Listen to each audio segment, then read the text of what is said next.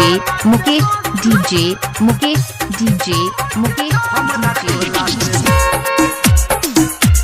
presented by Mythili Babu Kanchan Ibrahimpur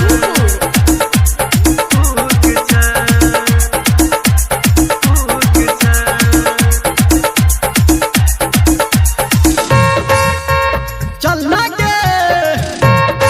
हे के चलना के जब घर नगरिया पहिने कोबरिया जब घर नगरिया पहिने कोबरिया गेरुआ कलर के लुट छे तू चली है गे गोरकी तू चली है गे गोरकी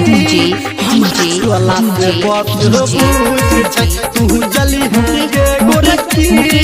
हमरा टोला से बस बुक छै तू चली है गे गोरकी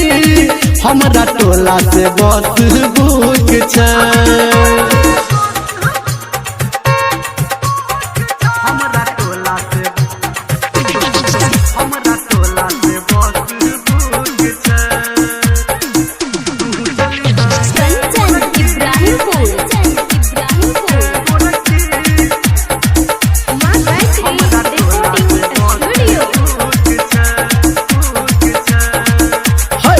बेरी जल चढ़े बही गे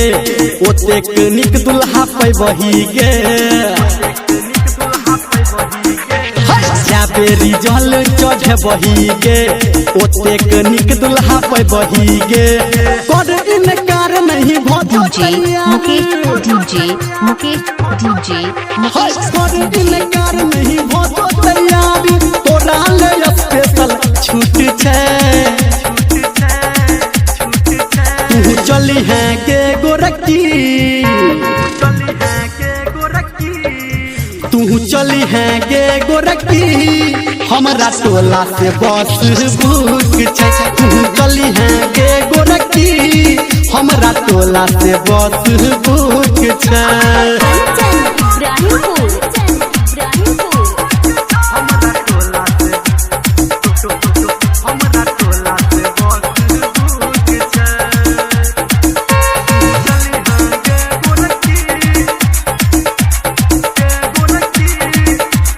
भोला बाबा कृपा करतोगे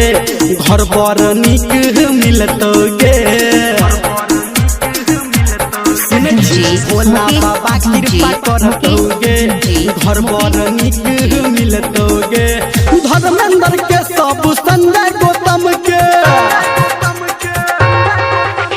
धर्मेंद्र के सब संजय गौतम के देखल देव घर के रूट छै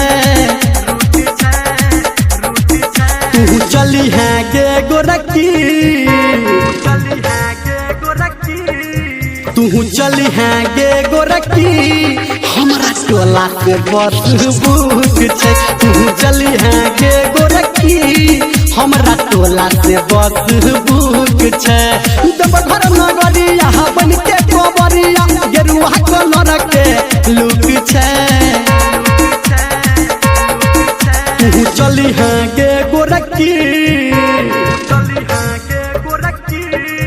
तू चली है गे गोरकी हमरा टोला से बस बुक छै तू चली है गे गोरकी हमरा टोला से बस बुक छै। Mobile number 63 50 79 82 98।